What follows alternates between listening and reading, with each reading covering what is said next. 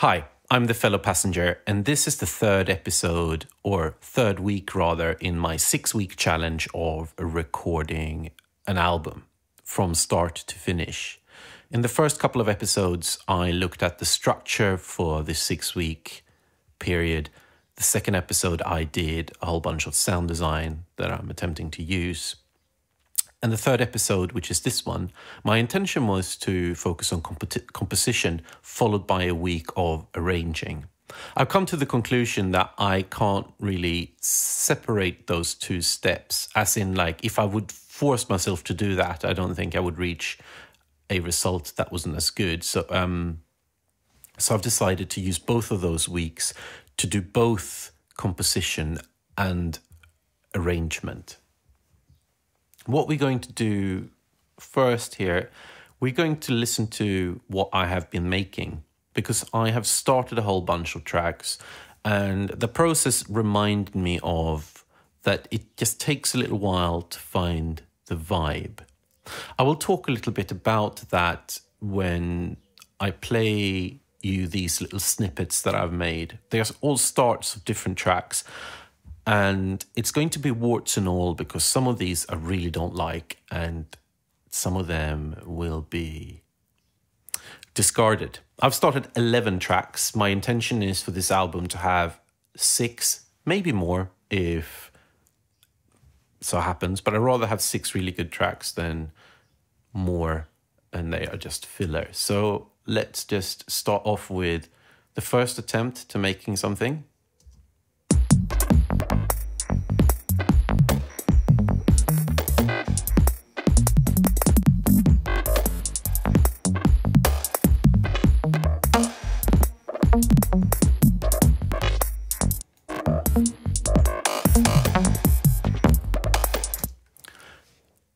There's perhaps nothing particularly wrong about that track, but it's also quite forgettable. It's just a little bit boring.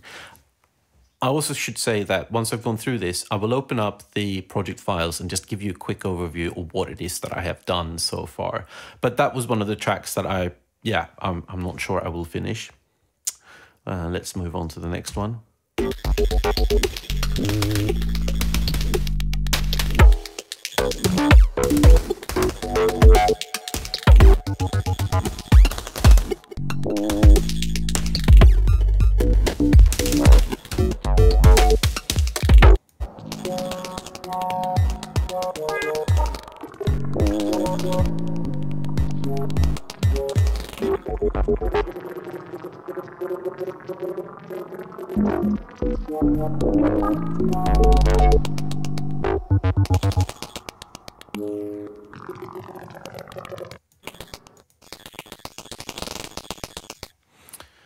That clip is probably the one that I have come back to the most during the week.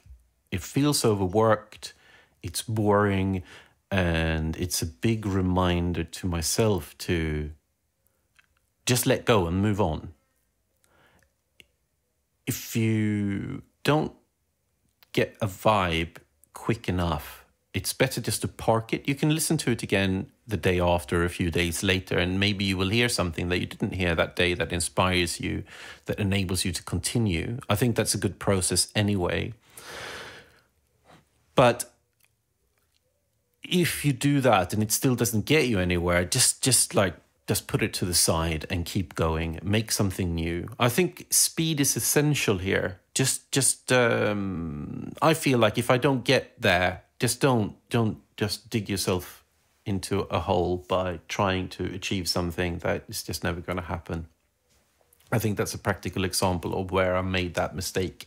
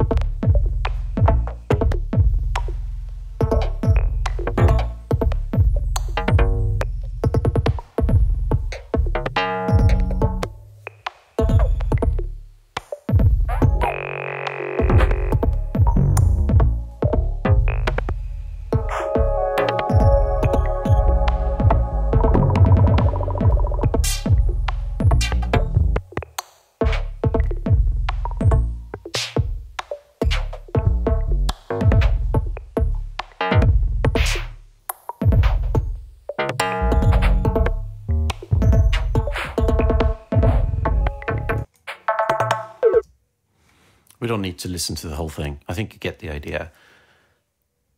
There I felt it was sonically more pleasing than the other ones, but I still felt like it was lacking energy, and it was not really it's not really what I wanted the album to be. So let's move on to track number 4.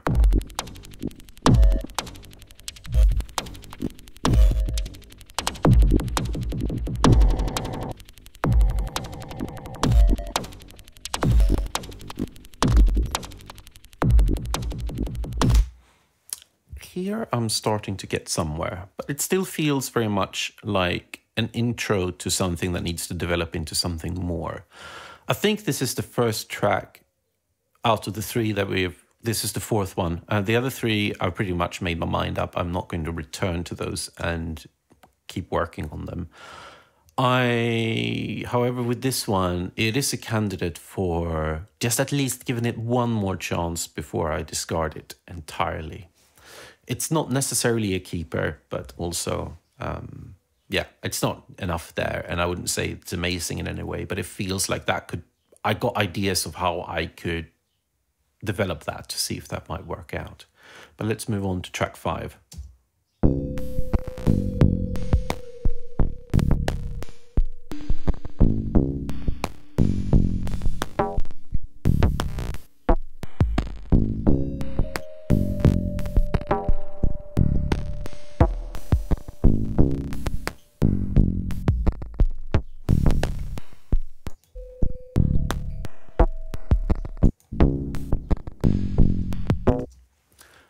I have to admit, I find something about that piece appealing, but I also don't think it's the album. It sounds more like that would be the music in some sort of video game where you're sneaking around in the underground or something like that. I'm not sure.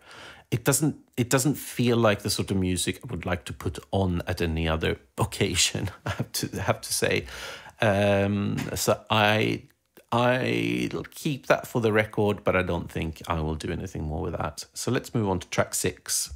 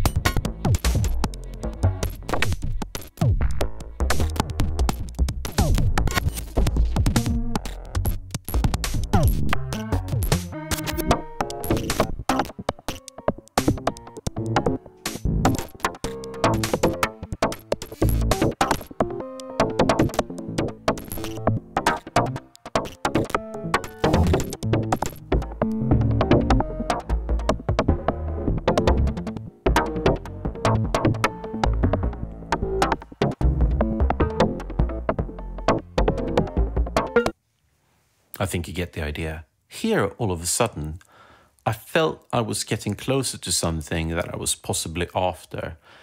I don't think this is... Just also remember that these are just snippets now. They are very unpolished, unorganized. They still need a lot of work.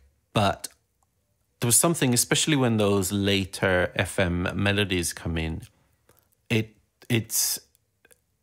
has an element of surprise in there, which I like.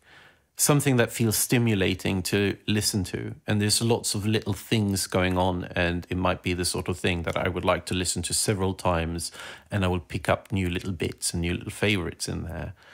So here was the moment when I started feeling like I was perhaps starting to get somewhere. And that's when we get to... That's when I got the feeling that I'm starting to get somewhere. So let's move on to track 7.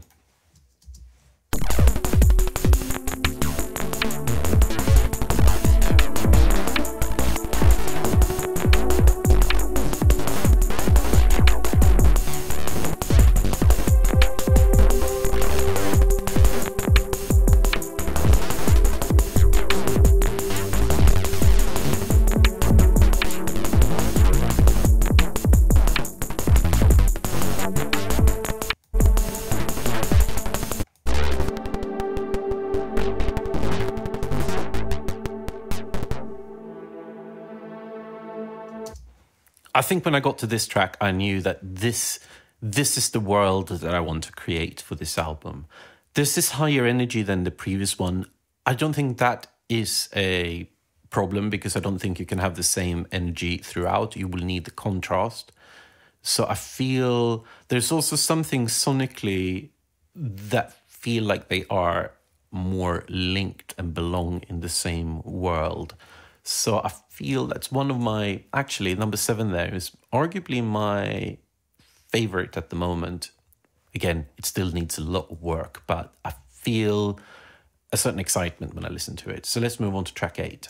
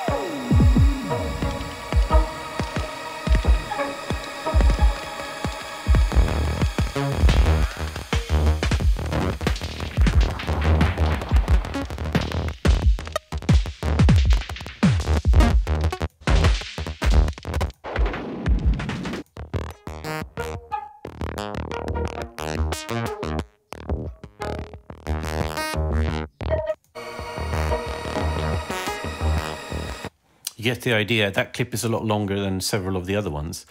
Again, that's in that same world. I feel like I'm onto something there. So that is, at the moment, something I'm going to continue working on. Let's move on to track 9.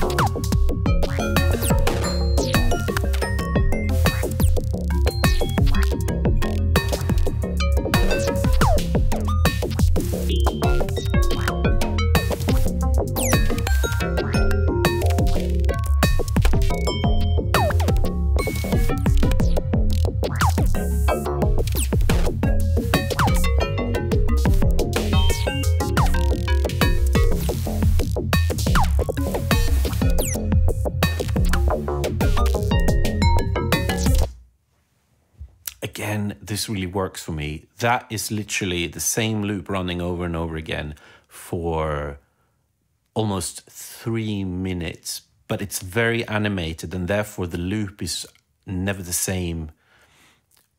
Maybe it's not a loop then. Well, it's just like the same bars going over and over again, and there's lots of modulation there that infuses it with a lot of interest. And I was listening to that clip in the car yesterday and listened to it a couple of times without getting bored. And I feel that was a sign for me that this is something I want to keep working on. And maybe also not overworking it, because I feel like it's, yeah, I will see what I do with it. But I feel like those almost 3 minutes of just that playing somehow almost needs to be 3 minutes in that track. So we'll see what other elements I will add and remove. But yeah, that really in the territory there. Let's move on to track 10.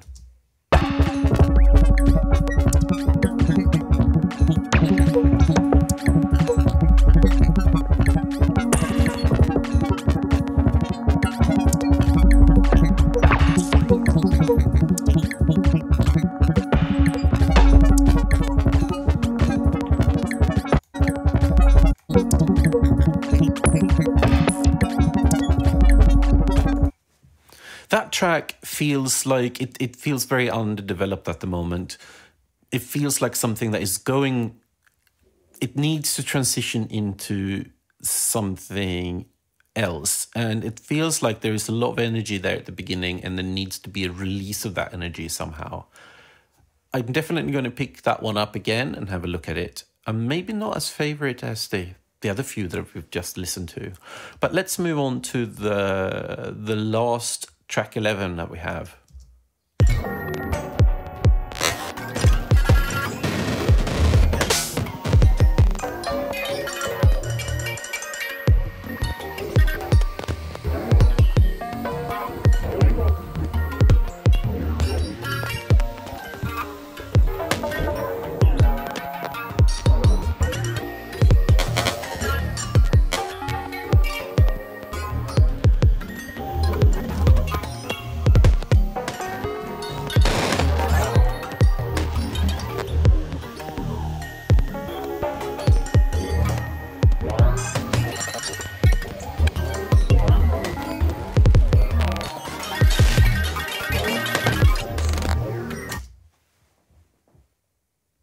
Yeah, I think I'm onto something there.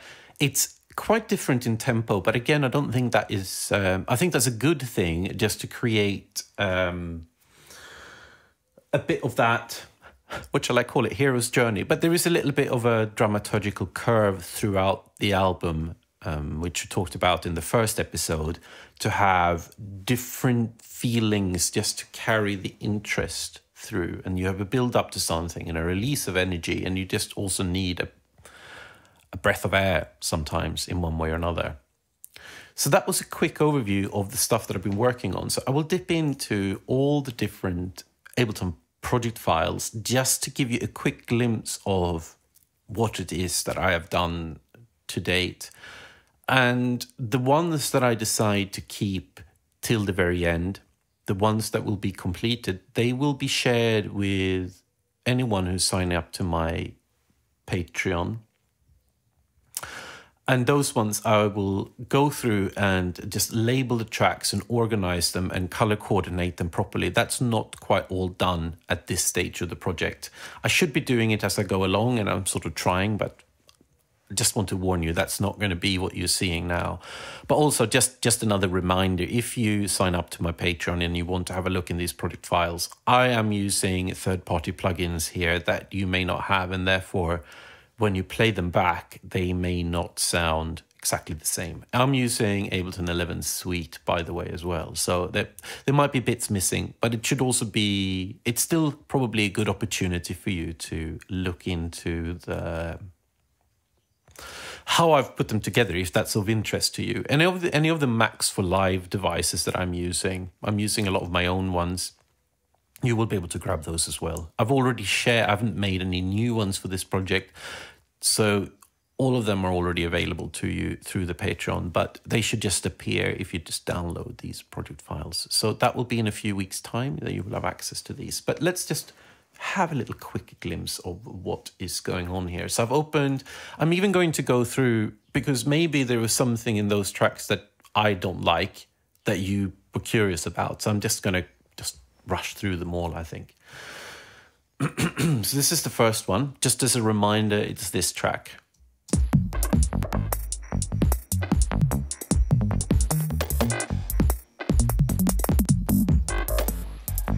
It's not really anything remarkable happening here. I've made a group which I think is for the percussion. Let's check.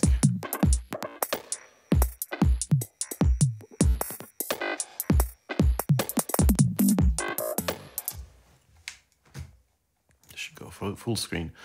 Yeah, so that's these two layers. So the first one is a drum track. Let's just listen to that on its own.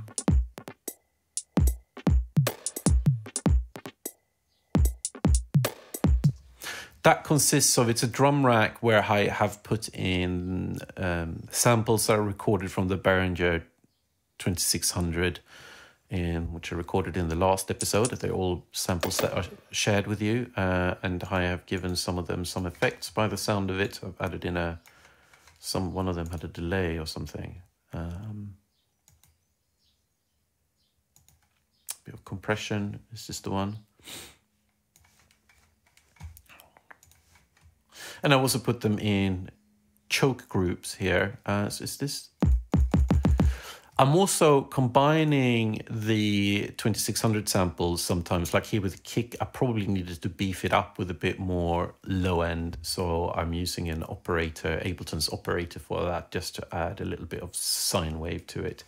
And I've offset that sine wave with a phase here, because if you, rather than having it at 0, if you have it at 25%, that means that it's at the peak of the waveform and you get a bit of a click in the beginning, and that helps because it gives you a little bit of a transient.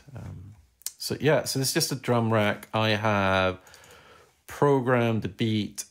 I've added in a lot of extra notes, and I have set the chance quite low on them, which means that every time this loop is playing, it's not going to be exactly the same, just to create a bit of variety.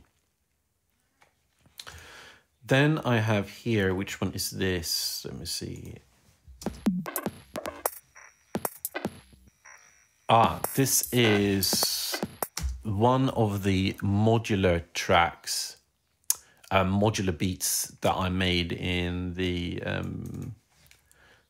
previous episode. Let me see if I can reset this a bit. I've been pitching it up and re-rendered it. So it's one of those, you have access to it, and I've been playing with the pitch, and I've also set the warp parameters to transients and forward looping. If you have the default is backwards and forwards, and that tends to make a smoother sound, but if you want it to sound a bit more machine-like, if you set that to forward, you get a bit more.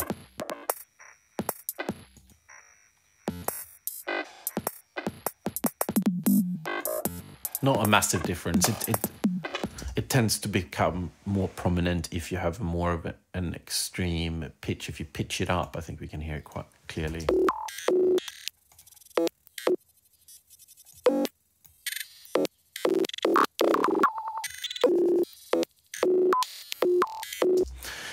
Basically what happens, because you're pitching each segment up when it's warping it. It's sort of slice, you can see here, they're the slices, and it's when it pitch each segment up, it needs to add some form of information, because obviously that little piece that it's pitching up is going to play much faster and finish before the next segment comes.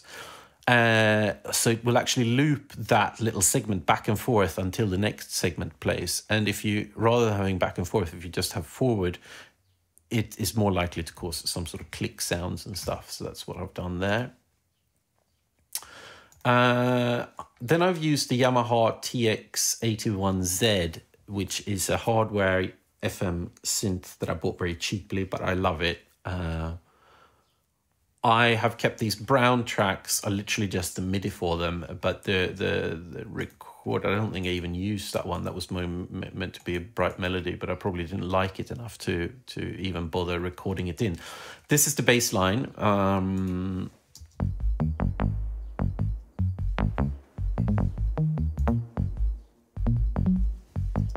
I got some effects going on there, but I'm using the TX81Z editor, which is a Max for Live device that allowed me to program the rack synth using this, which is much easier than trying to do it on the little display on the synth itself. And I think I'm using the velocity of the incoming velocity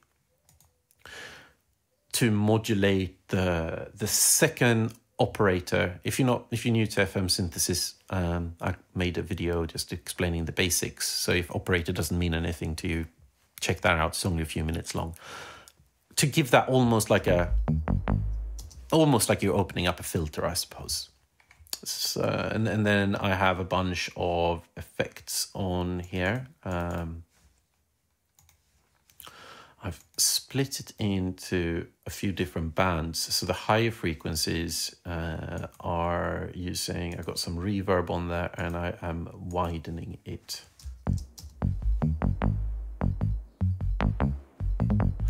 So I'm using, I've shown this in other videos where I take a multi-band dynamics and I just,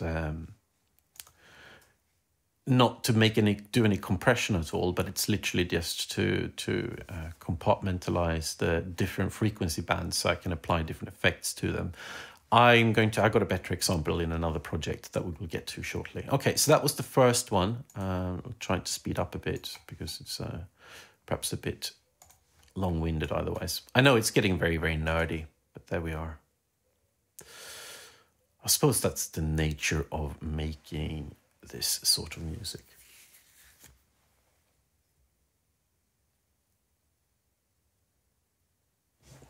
So here we got the second track. This is the one that I feel is terribly overworked, but just as a reminder, it's this one.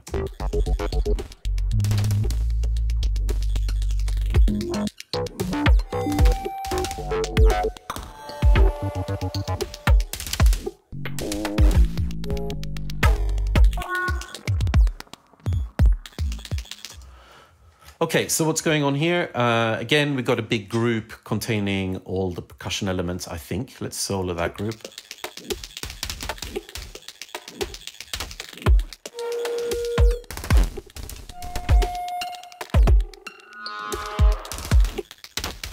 Lots of stuff going on. So the first section, which is...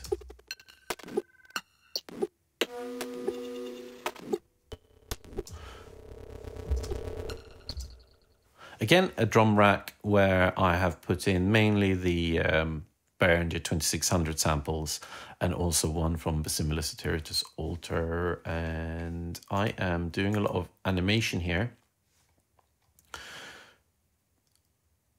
So what am I randomizing the volume of? I've got an expression control here that's triggered by this sound. So I remember now the volume is in this, I've got the oscillator here. This is the FM section in the sampler where you can infuse a waveform into your sample to create more metallic sounds. By default, it's set to sine wave. And I am basically, so every time the sound is triggering the expression control, it will set the volume, basically how much of this sine wave will be, how loud of the sine wave will be infused into the original little glitch sound. It's just to make it a bit more animated.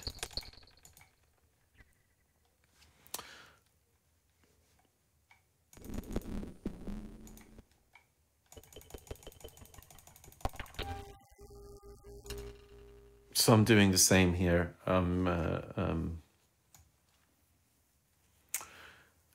Animating some things with the expression control, and this one is just a kick, or it's not really a kick.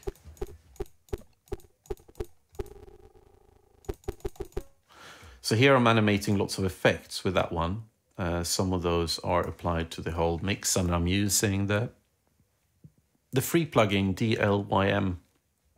It's a nice delay plugin that's for free. I think I downloaded it from Plugin Boutique. And it's good if you want to make short delays that just sound percussive and things. I've played around with it a little bit since I got it, and I quite like it. Another thing that I should have mentioned on even the first one, this is a little bit of housekeeping that I tried to do, partly because I also find it useful during the writing process, is to add an EQ to most channels and try to, even if it's quick, I go back and just adjust these sometimes later in the project, but it's literally cutting frequencies that are unnecessary in each track. So this one clearly is intended as these sort of high frequency glitches. So if there is, like you can see in the shade of the stuff that I've cut out here, there are some lower frequencies in there that I don't want. So I'm going to cut them out because that's going to leave more room for the things that actually need those frequencies, like the bass line or whatever. So I've got the EQ on most tracks, and that's just going to make it easier when you get to the mixing stage, I feel, but also it's just going to make it sound more like the finished thing while you're working on it, and that will give me a better idea of, is this something worth keeping or not? Okay, let's move on to the next track. Oh, by the way, I realized that there were some effects, even though some of the tracks didn't have any particular effects on there. So I've put on this group, I've got some compression happening and also some bit crushing that is being animated by one of those layers. So that keeps changing. So every time this loop runs, it's not going to sound the same. And that's applied to all the tracks. So here's the kick drum track, and what does that consist of? So that is a combination of a kick sample from the Basimilus alter, and it's layered with a much softer sort of sine wave kick from the Behringer 2600. And I think that I'm animating these quite a lot, especially the Basimilus alter one, I presume. I'm changing the decay and those sort of things. So I think the Basimilus alter, I've even got a high pass filter on there. It's for that to be the transient and the much lower, much softer bassy kick, the 2600, that can do the bass. So there is just to create a little bit of less overlap and to be able to animate those a bit. Okay, let's move on to the next one here. I've got something.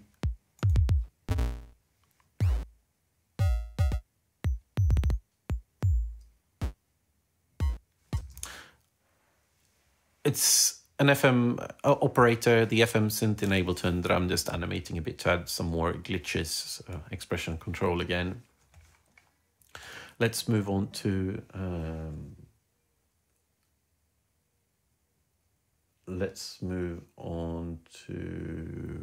the next one, which looks like it would be I don't know what that's meant to be. I suppose it's going to be a bit like a snare. I've almost scooped up too much low end of it, I think. But so here on the C3, I've put the snares that I want to sound every single time this loop plays.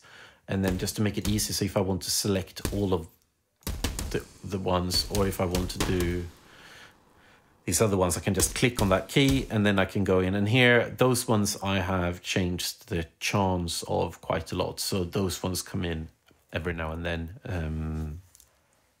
So you have these steady beat of these three, but then it will add little extra ones in just to create a bit of animation. And what's this one here?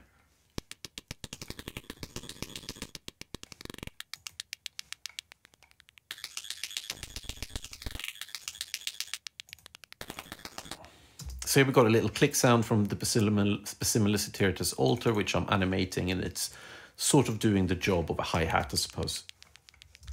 Okay, let's move on.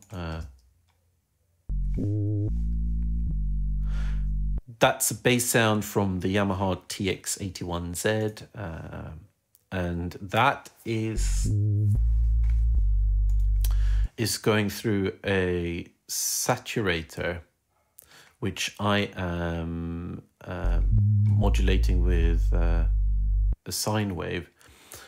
I've set it to sine fold. It's not actually adding much distortion. It's just doing the wave folding bit. So when that moves up, you can hear it's adding harmonics. Come on, move up. We had one in the beginning, I think.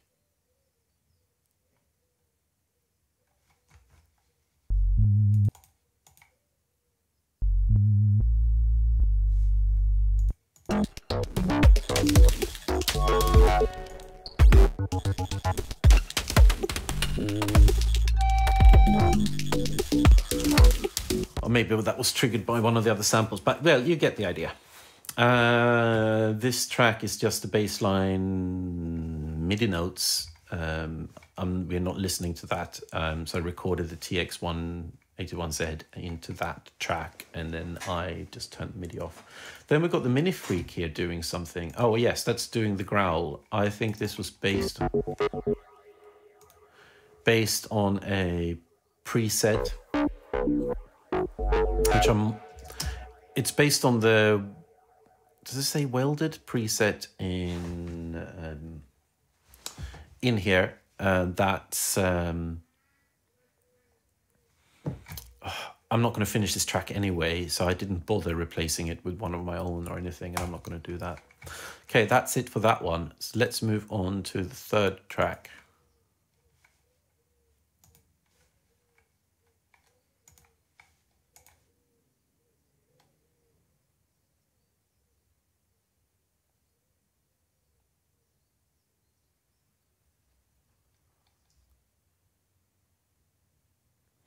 So while that is loading, let's talk about it. This one is using a lot of the loops that I recorded. And some of them are recorded multi-channel, which makes it easier to rearrange and edit them. So that's what I've done here. I probably just offset them a bit. But just to remind ourselves of what track this is, let's just play it. Oh.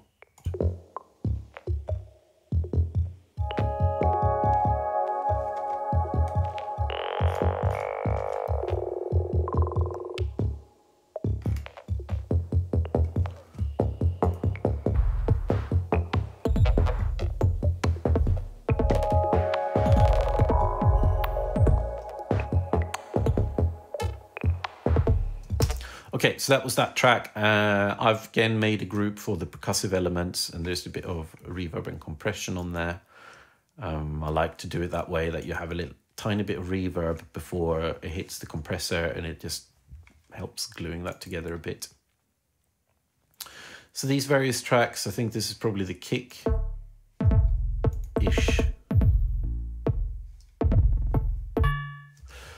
So that's the Bassimilar Satiritus alter going through a beat repeat and also some delay and bit reduction here just to animate it a bit. I think let's look at what the other ones are doing. These are the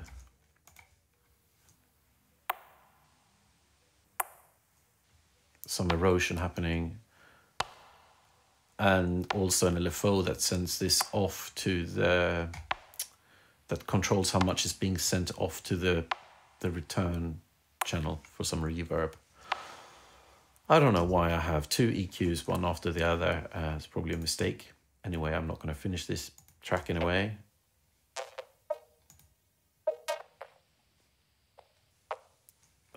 And again, added a bit of grain delay to add a bit more animation. A lot of these tracks, they are already a bit animated through the modular system because I added lots of things, manipulating stuff.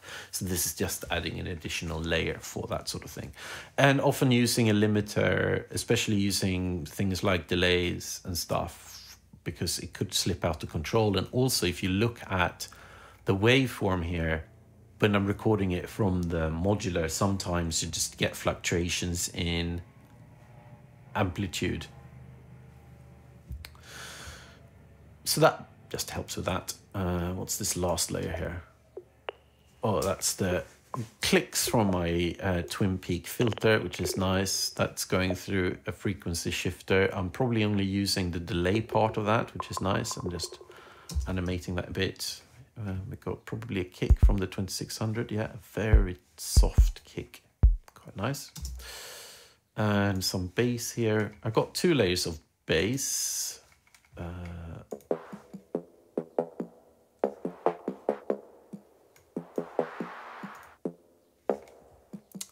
So the top layer, I've actually cut out lots of the lower frequencies and adding a bit of vocoder, which just infuses a bit of noise by default in the signal to create a top end. So the lower one is probably the bass. There's a little bit of reverb on the bass, and then together they sound like this. And again, that bass is from the Yamaha TX81Z. What else do we have here? This is another nice bell sound from the TX81Z. I really like that sound. That is absolutely raw, nothing on there. I think I would probably have worked a bit more on it if I intended to complete this track to animate it a bit more, making it sound less static. And then I'm using the Arturia Mini Freak again with some reverb and a bandpass filter to cut out the frequencies I found unnecessary. And this I think is a custom patch, TFP Air Curl. Well, let's just hear it.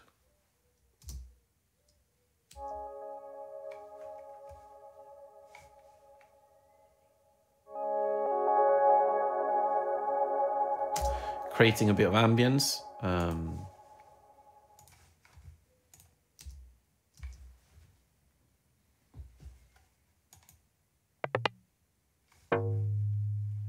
And then we got this, I don't know what we would call it, like sort of a lead line or something. That's what it says there anyway. It's a very animated operator creating this sort of FM sound. And the other two last things I think to mention about this track, which I've used in some of the... It's usually the little ear candy that I add towards the end, but sometimes I throw it in while I'm composing as well. It's these little glitch effects. So I've taken something from the Behringer 2600 and just reversed them. And I think there was another one earlier here somewhere as well. Here, yeah.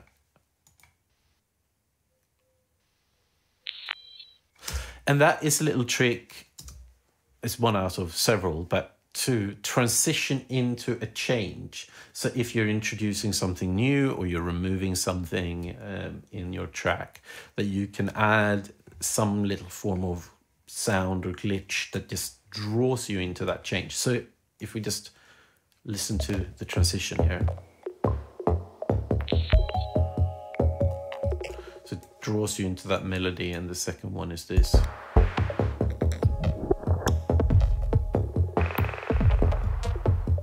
So that one sucks you into the bit where you get the kick drum coming in. So I got the fourth project loaded up here now. It's only one channel. And I think I'm using this view for that one. So I have made a track in here. Not a huge amount to say. It's the same loop running over and over again. And I have just got a few notes here that are set with a lower chance, so you get a bit of variety. And then let's look at the effects on here, or actually look at the sounds that we're using.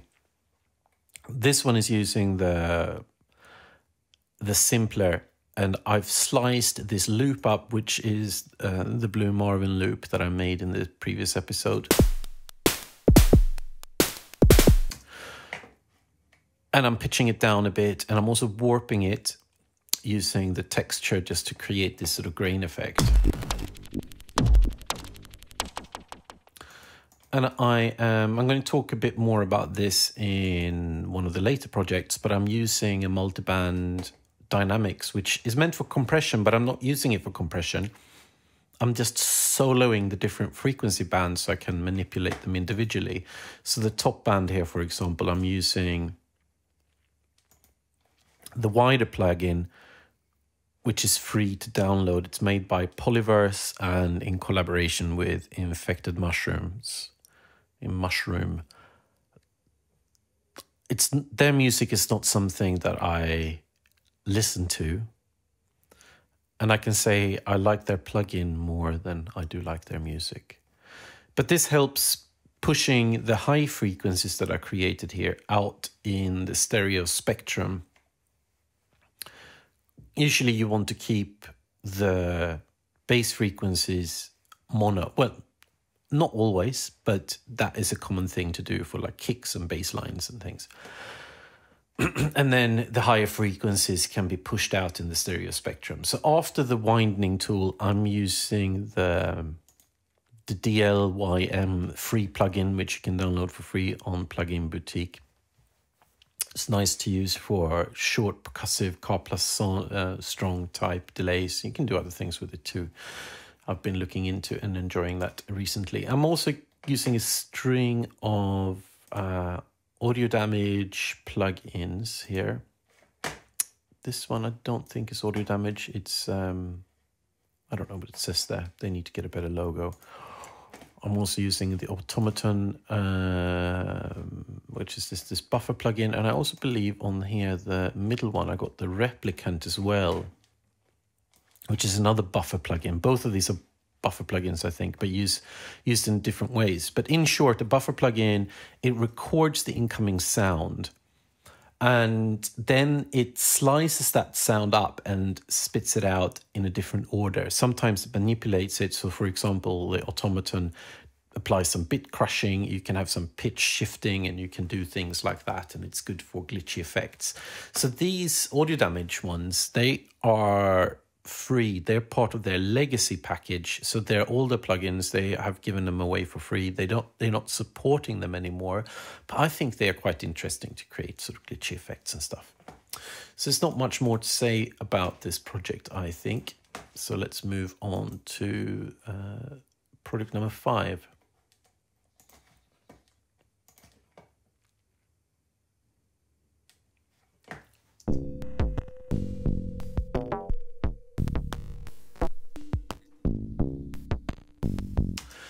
I like the sound of this one in some ways. I mentioned it earlier, but it doesn't sound like the type of music I would like to sit and listen to as part of an album or as a single or something. It feels more made for something like a video game or something where you're sneaking around in a cave or something. So this is not a track that I'm going to continue on either. But let's just listen to the different parts if there's something that interests you there. So if we start with the first one. So I've taken a whole bunch of the samples that I created with the 2600 and I've put them in an impulse, which I often forget about, but it's an interesting drum machine tool that comes with Ableton. I tend to use the drum rack much more often, but this one has some features that the drum rack doesn't. It allows you to time stretch the samples, for example, and here I am manipulating the time stretching. I'm also manipulating the transpose and the time. I believe the time is the same as the time in operator, which affects all the envelopes in the instrument. So making that longer, that's going to make all the envelopes or all the sounds longer. So I got this nice little beat going and it's compressed afterwards. Not much more to say about that. The section after,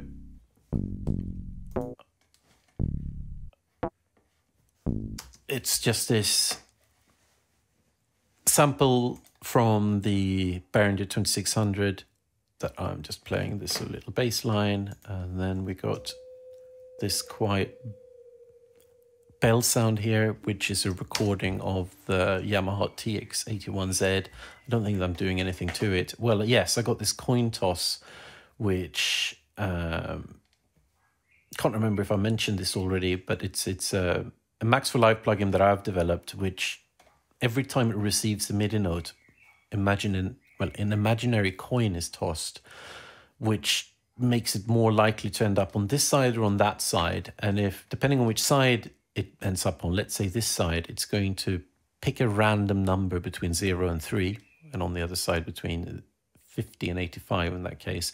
And then you map that to a parameter. So every now and then it's going to send off a high value to the reverb send return channel. Yeah, not much to say about it. The last channel we are not listening to, it's basically the MIDI for that soft bell sound. And yeah, so I got the Max for Live editor there for the TX.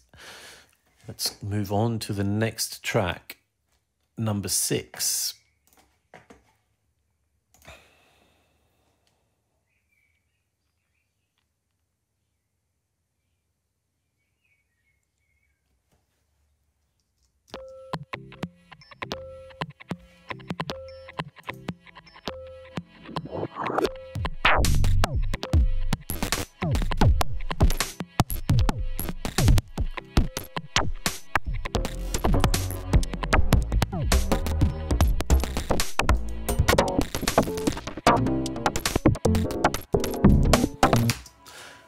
The arrangement is all over the place here, and also the mixing. There's some channels that are too loud, but obviously I'm still working on these. But this was the first track I made where I felt like I was getting towards the territory that I wanted to be in. So let's have a quick look at what's going on here. I've made a group again, which is probably all the percussive tracks.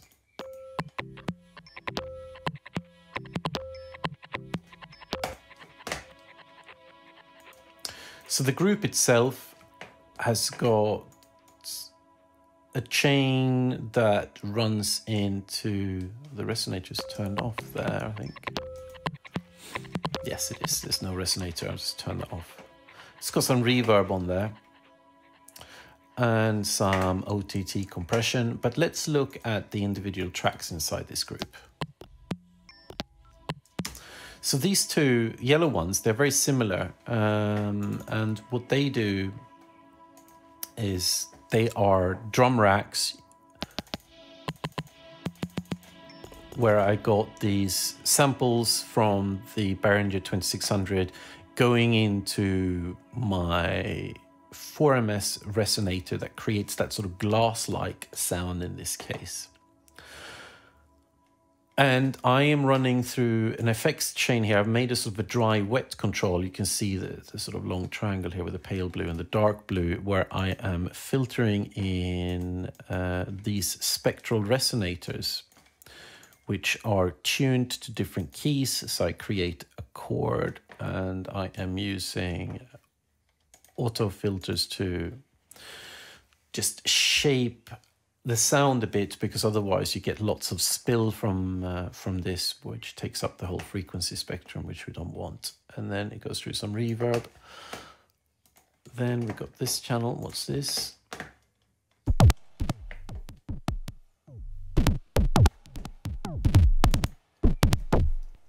We got some kicks going on there, and that is a Basimila Satiritas Alter sample, which is creating the transient. And then we got an operator kick, which is using the pitch envelope and also volume envelope to add the underlying bass underneath the transient. So I think the transient here, let's have a look. I'm sure I'm filtering that in one way or another to...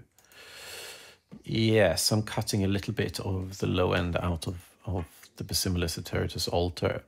I'm using the expression control to both animate the time for the operator, which means that sometimes you will get a shorter kick and sometimes you will get a longer decaying kick. And both of them run into a saturator, which is set to the sinefold algorithm, which does a bit of wave folding. And that works often quite well on bassy sounds. So that's sort of animated as well, and you get these upper harmonics every now and then. So you get sort of a growling kick.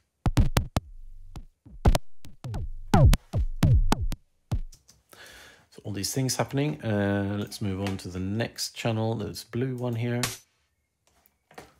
Nothing remarkable. That is just a sample from the Basimila Satiritas Alter. This metallic sounding snare sound.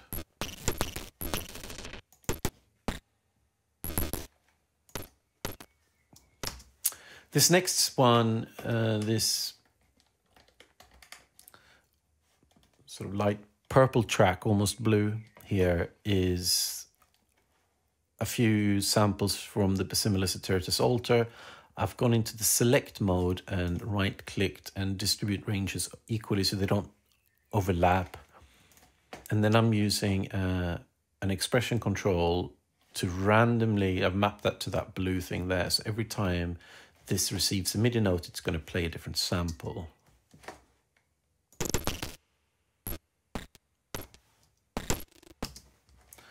And I've probably manipulated, have I manipulated anything else? No, that's it, very simple. Then we got this thing here, which is just a reverse sample, the little technique that I sometimes use to just reverse into a different section of a song. There's lots of different ways you can do that, but it sort of just glues the track together or prepare the listener's brain for that there's going to be a change now. Here we've got a hi-hat made out of the Ableton's operator. I've just set that to, it's just using one of the operators, and I've set that to noise, put a high pass filtering on there, and then I'm using an expression control to manipulate the decay time. Let's jump forward so we can hear that. So you can see here, sometimes we get slightly longer hi-hats just to create a bit of variation. Next track.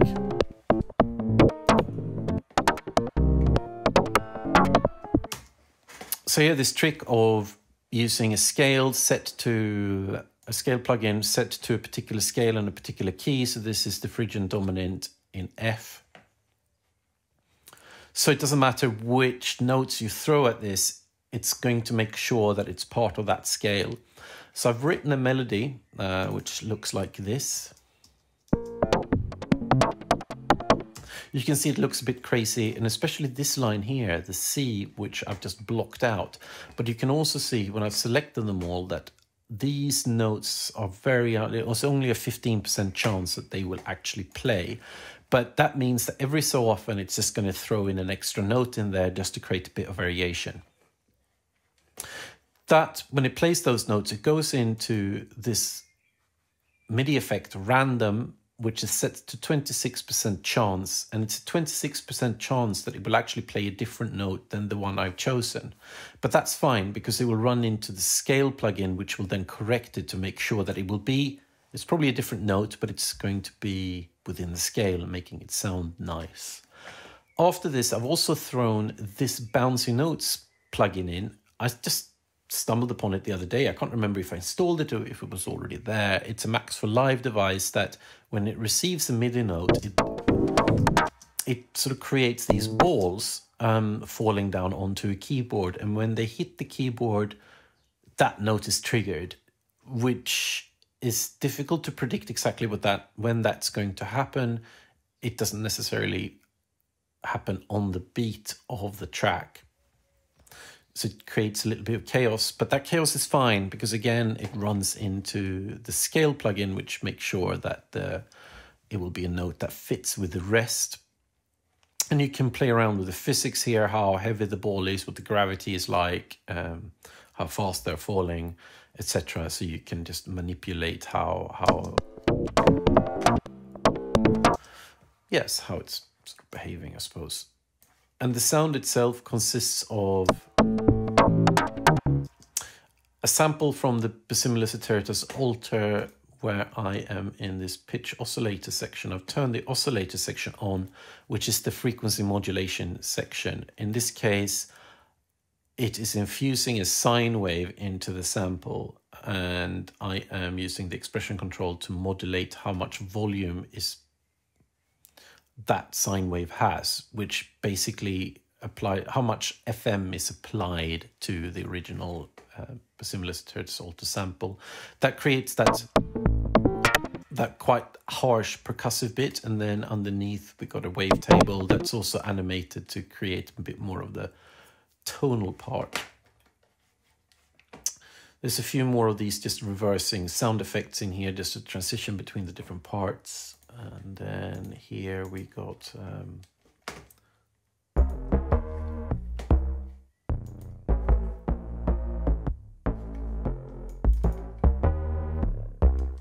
similar sort of thing. I think I took the other melody, selected it all, pasted it in here, and then I used this section up here where you can, if you click multiply, it takes whatever MIDI notes you've selected and making that section twice as long. It's basically stretching it out.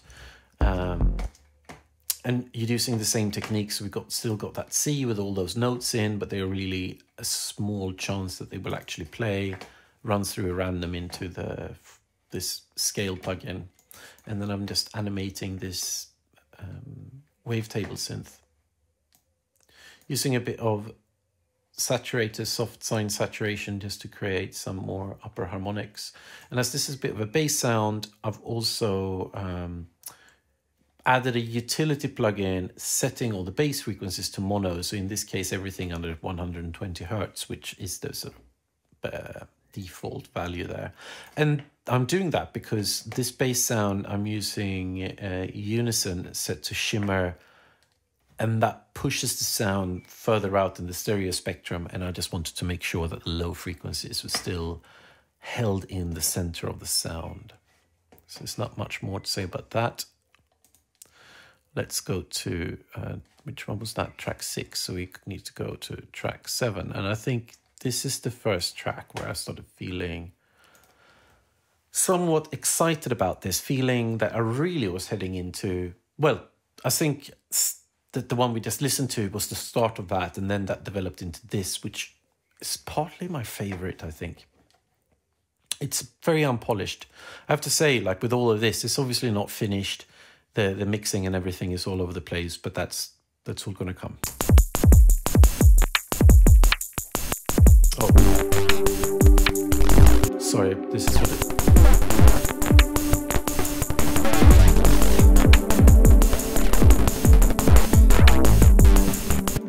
Lots of chaos stuff happening there. So let's just look at what happens in these tracks.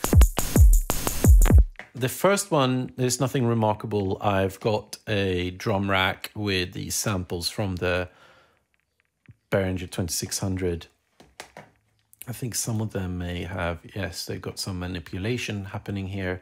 So I'm sending stuff off to a delay. Here I'm using that technique again where I'm splitting the frequency bands to, I should move the order here.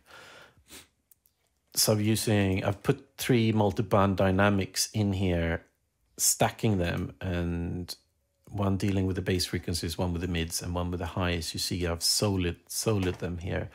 So for example, the highs I'm sending into these 2 echo effects, and the mid one, am I doing something else with that one? No, I'm not doing anything with the low either.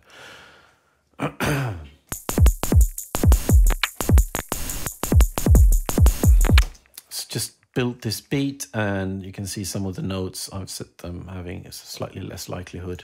I've seen it all before, nothing particular. Let's move on to this.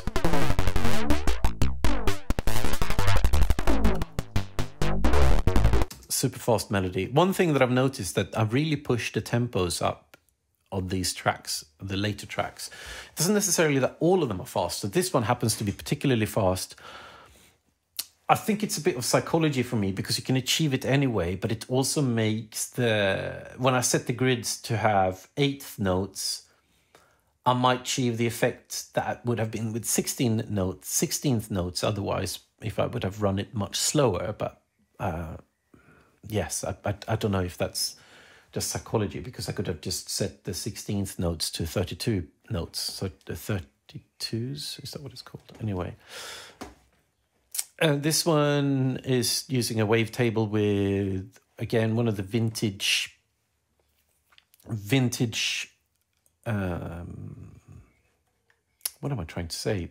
Vintage wavetables. That's what I'm trying to say. That I'm warping using the expression control. And it's, again, I've written a melody here. Yes, sure. Looks like this. Is there more to it than that? It's just those repeating notes according to the Lydian dominant scale, and I'm running that into random, but there's 52% chance for this to pick another note other than the one I've picked. And then I'm animating this a lot, and then I'm using unison here again to make the sound a bit wider and more interesting. And then we've got the lower one.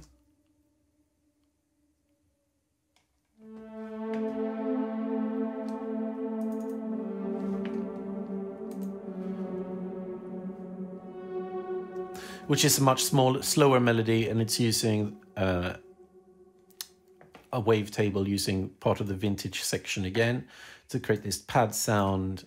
I've got a bandpass filter here to just make sure that I restrict the frequencies that come through, because a sound like this that sounds so big will have stuff all over the frequency spectrum. So I'm just trying to restrict that a bit. And I'm animating it a bit.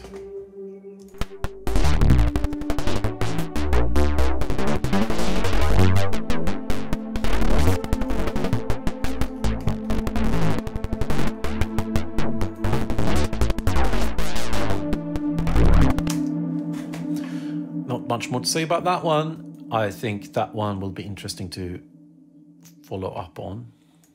Let's look at number 8.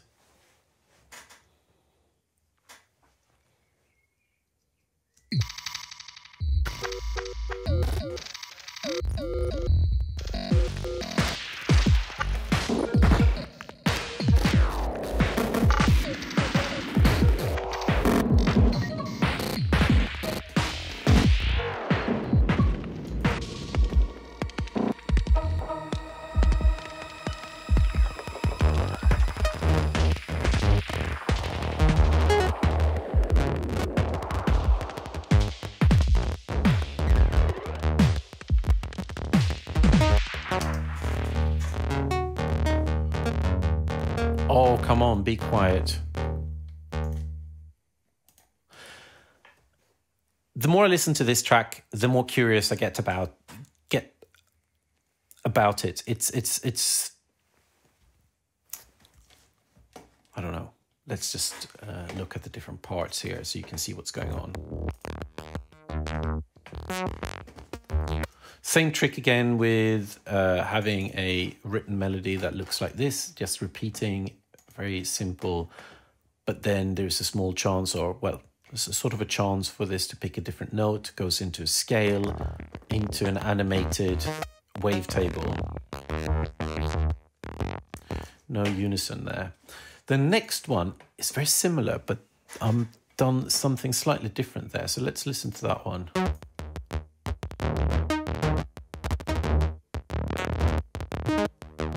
This one is a little bit more chaotic, and that is because of this plugin, which is called Note Echo, which is under MIDI effects here. And what that does, it works a bit like a delay, but rather than listening to the sound that comes out and then repeating it in an echoing fashion, it takes the MIDI note that comes in and then it plays that MIDI note again, but with, I suppose, sort of less velocity, so you get that sort of echoing out. And you can sync that to the track, but that's not what I wanted to do. I've set it to time in milliseconds instead. And then I'm also manipulating that with the expression control.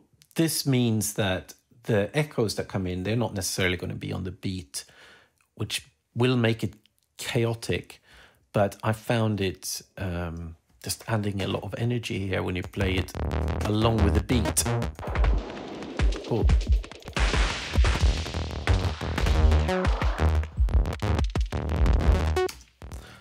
I like a bit of chaos. And then we got this drum track. Oh, come on. It can be a bit annoying as well. Oh no. There, gone.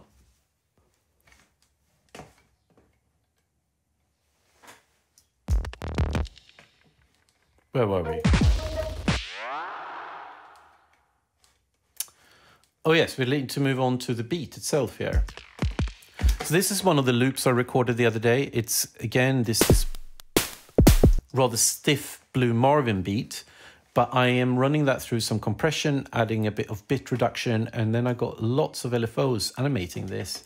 I'm splitting this up again into the different bands, low, mid, and high, and the high frequencies I'm sending through this this echo, which I'm applying a bit of reverb to, and also changing the delay time and feedback using the LFOs.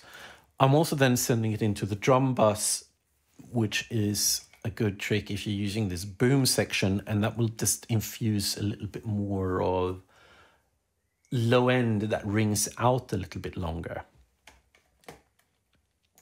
And I think I'm using this filter in the section here when it transitions into the next section. Yeah. Bring us into that next melody.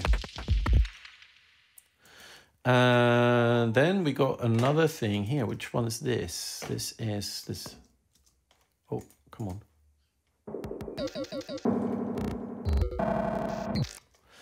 I think I've built a little beat here with a drum rack with only 4 different sounds in, and this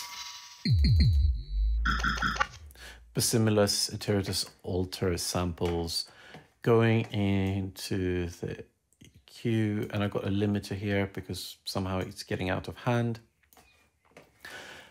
For some reason, I've put this in a group. At the moment, maybe I can't remember now if I had something else in the group before, but on the group level, This is going into a reverb, which then goes into an automaton by Audio Damage, which is, I mentioned it earlier, it's this buffer effect tool that then runs into the buffer shuffler, which is another effect, Max for Live effect, that is free to download. It's part of the big three, and it's also doing that buffer effect thing where it records a bunch of audio, then it slices it up and plays it back in a different order, maybe with different pitches, maybe some stutter repeats and things like that. And this one is nice because you can set it to automatically repeat differently. So it runs this little sequence of 8 steps, and then when it starts over, it will just pick another random setting for it. So here at the beginning of the track, it's quite glitchy, and then I'm just using some automation to turn that off. So when the beat sounds like this to start with, and it moves on to this.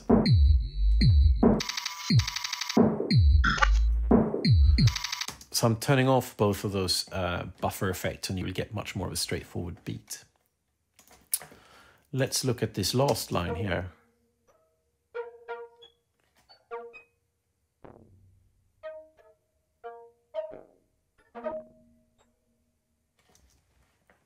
Here I am playing a melody again.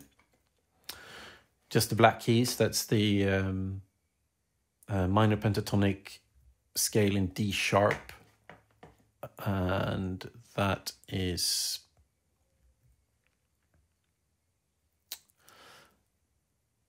going into a random, which then picks a random note. It's slightly more than half chance that it picks a random note. And then I've got some random thing happening where I've got a chord plugin after, but I've got some automation in there. What is automating that? Show.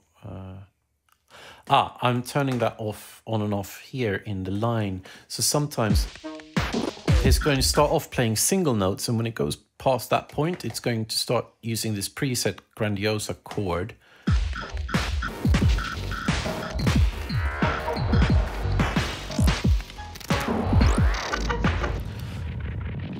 And the audio is going through this wavetable again with a bit of unison, classic unison, and it's got a vintage mini waves, what do you call it? Wavetable. I keep forgetting that word. And that goes into an auto filter where I've got a band pass just to restrict the frequencies that are coming through so we don't get too much overlap everywhere in the track. Going into a Valhalla shimmer reverb, and after that I got some compression from the drum rack.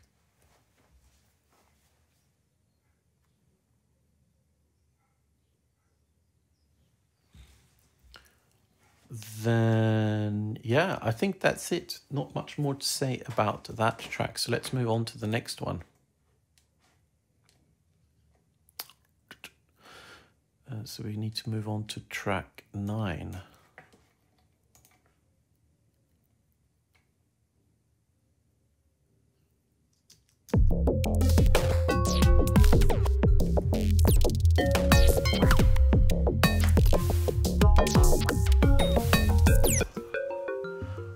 I can't remember if I mentioned, but I was listening to this in the car yesterday. I've made a render that's almost 3 minutes long, and I was listening to it a couple of times without getting bored. And I think that told me something, that, you know, there's something interesting, and I will probably keep it that way to a degree. And obviously it's just this bit repeating several times. Or, well, it's not repeating several times, but yes, it's repeating patterns, but obviously a lot of animation happening in there. So let's see what's going on. I got this group, which is this time not only percussion, I also got the bass line in there. It's just a bit of FM synthesis happening, using slightly different waveforms to make it a bit interesting. And then just playing this melody here. And what's the next track? It's just an operator kick drum. It's not doing anything fancy, just using the pitch envelope and the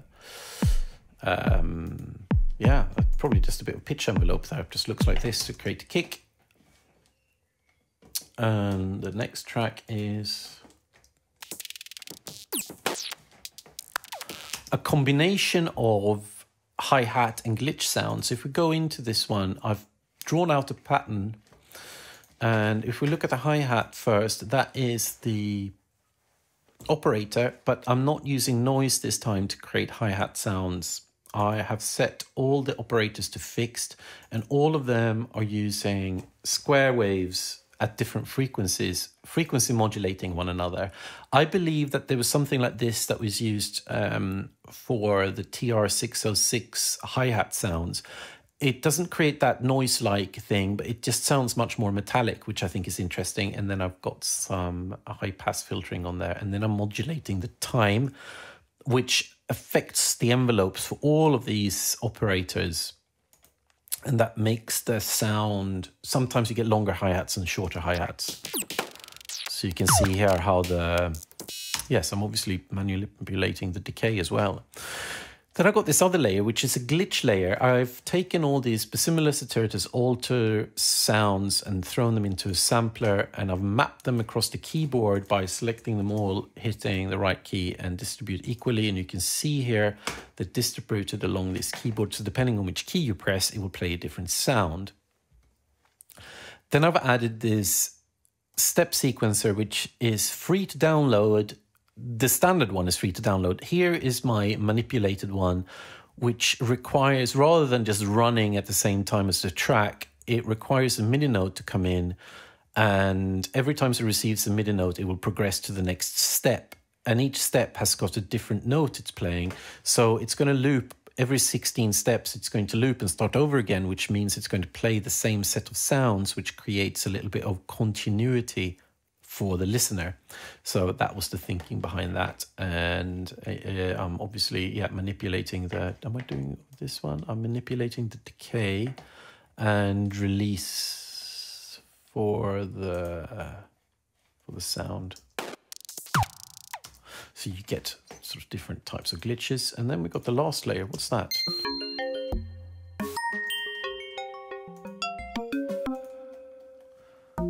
That's this glassy sound layer. So here I am using a similar technique to the other one, where I've written a melody that looks like this. And then I am running that into a note echo, like I showed before. This one is synced though. And then I'm using my coin toss thing to throw a coin whether the note echo should be on or not. So sometimes you get the echoing notes and sometimes not. The echoes run into a random where there's a 36% chance of picking a different note.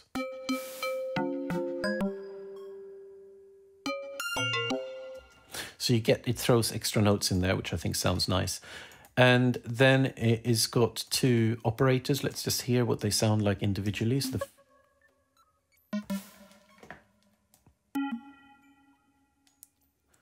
that one has got a bit of high pass filtering on it, and it's making these sort of bleepy sounds, and it's also manipulating the waveform using the expression control.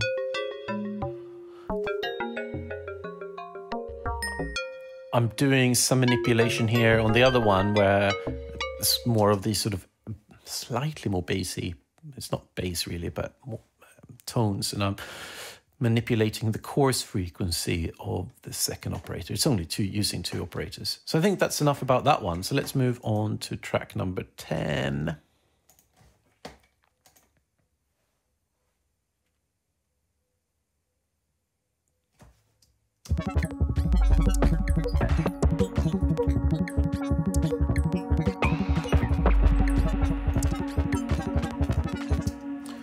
This one sounds quite unfinished, but I'm still curious about it. So let's look at the different layers here. So we've got the first layer, which is this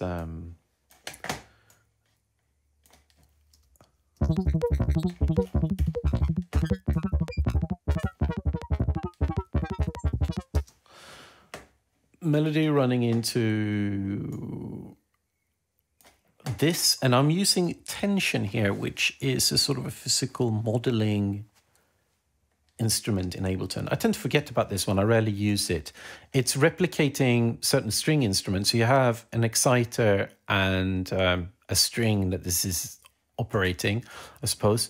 And the exciter can be a plectrum, it can be a bow for more sort of violin-y type sounds, or a hammer, which I suppose is a bit more like piano-like or something. And then I am filtering this to, it makes more of a synth sound in my context. Let's listen to the next layer, which is another tension.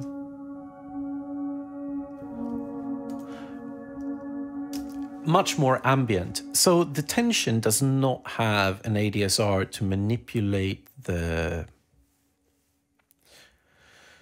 What's the word? Sort of an envelope to manipulate the VCA, the volume, so fading in, etc. So what I've done here, I'm using the filter instead to have the sort of filter open it up to make the sound fade in a bit. And then there's obviously lots of reverb and things on there. And there's a bit of compression which comes in from the sort of percussive layers. The second one here is tension again, but it's just running an octave lower, and it's a bit more of a slow melody, so it just sounds very similar. But so if I run them two together, so one is just a bit more higher up, and here I'm using a similar technique to the previous track, where I've got a bunch of Behringer 2600 samples using the step sequencer that's being triggered by the pattern that I've set here. So you will get a rhythmical pattern, but it plays sort of different notes in a loop to create a bit of continuity. What's this layer here? Oh yes, this is just a sampler playing. I could probably just drop this in an audio track instead, but it's a sampler playing similar Ceteritas Ultra sort of bass sound. So every so often you get this little bit of low end boom. The last track is more of a snare, I think. Just using manipulated similar Ceteritas Ultra sample, which I am probably... Yes, I'm also using the FM section here to infuse some saw wave into it, so you get a bit of variation. And the track itself is... The first note will always play. These other ones, it's got quite a low chance of playing them, but it just adds that little bit of fireworks sparkle.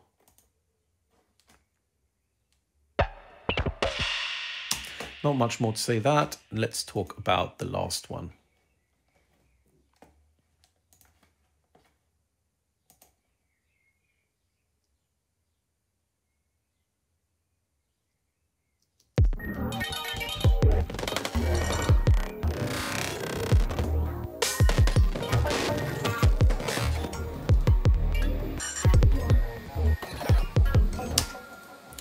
There is a taming factor here that I forgot to save. It's in my rendered version, but I need to add it back in, but it's not a big deal. I can sort that out. So what's happening here? We got first a block here of a little group of 2 tracks, which is glitchy and melodic.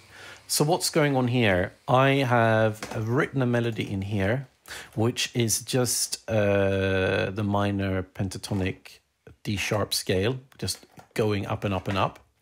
That goes into this section here, which has a random, so sometimes it will pick a different note. It's a quarter chance that it picks a different note, but it maps it to the scale. But I've also got this rotating rhythm generator, which spits out more notes. It's a free Max for Live percussion. It's meant more for percussion, that I am just manipulating like crazy, so it will just chuck lots of new notes into there. There will sort of be some form of division of the speed of the track, but it can be quite chaotic, like you see there. And that's manipulating this other expression control, changing these two, the wavetable and an operator that goes into a reverb and a vocoder. The vocoder is just that trick where it's set to noise by default, and it just adds a layer of noise on top of things.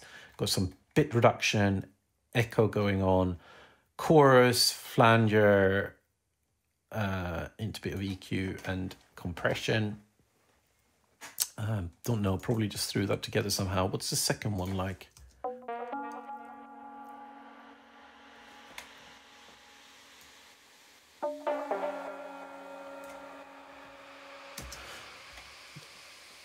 Just some operator with I'm jumping around in the algorithm for the operator, so the operators are connected in different ways, and I'm also changing the waveform that it's using. Same trick again here with random and the scale. Did we have anything on the track? Yes, on this group we just got a bit of glue compression connected to the kick, I believe, just to create a bit of a room for the kick, in other words. So here is the thing that I forgot to save, but it's not the end of the world of just doing it again. I got this drum rack with a whole bunch of drum samples in. I've made a little beat here. I've got a random here with a bit of random chance that it picks a different drum than the one that I've chosen. I've got a choke channel, so I will only get one of the percussive sounds at a time. So they're all in the same channel. That means that they will interrupt one another. Some of these sounds have lots of manipulation going on. The thing that I had in there that I have taken out, well, not taken out, but I forgot to save it, is that all these sounds were connected to the same macro knob for their decay. So I could make them really, really short, and then there would be just less noise going on. So you can use that to, when it gets to a part where it sort of builds up, you can open that decay up and get more noise in there, and you can cut it right back to little clicks again. So I'm going to add that back in because it sounded quite nice. It's in the rendered MP3 that you heard earlier. Then this runs into an overdrive to add a little bit of upper harmonic, some erosion, bit reduction, and a shifter where I'm just sort of manipulating that as well, and then a bit of compression. Next sound is just a straightforward operator kick, using the pitch envelope to create the kick shape. And what's the last sound? It's a wavetable bass line with some unison on there. And a bunch of manipulation. So that was it. I know that this was perhaps super nerdy, but I hope you found something interesting in there. So I'm going to continue this process during this week to finish off these tracks in terms of recording, composing and arranging them, so I can then move into the mixing and mastering stage. This means that I'm going to discard a whole bunch of tracks. I've committed to making 6 tracks during this whole project. Might be making more, but I doubt it. I've got 11 tracks that I've started now. I may discard more than 5. That means that I need to make another track somehow. It depends on how it goes when I revisit some of these. I got a stronger feeling about some than others, but it might just work, and it's good to sleep on it, and then I will see what happens. So thank you for watching, and if you feel able to support me on my Patreon, you will be able to download lots of previous stuff that I've uploaded. For this one, I'm going to upload these renders that I've done so far, just in case you find them interesting. But I hope to see you again next week. There will be a bunch of links in the description if you want to find out more. But thank you so much for watching, and hope to see you again next week. Bye.